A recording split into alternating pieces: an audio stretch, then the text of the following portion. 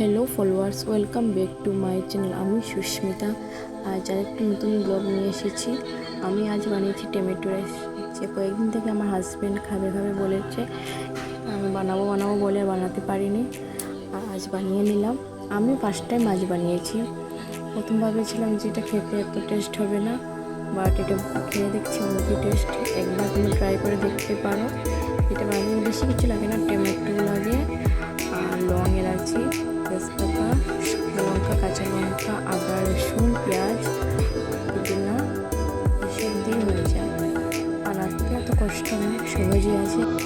একবার ট্রাই করে দেখো, খেতে খুবই ভালো লাগবে, সত্যি বলছি। আর আমার ভিডিওটা যদি ভালো লাগে লাইক, কমেন্ট, শেয়ার, সাবস্ক্রাইব করে নিন।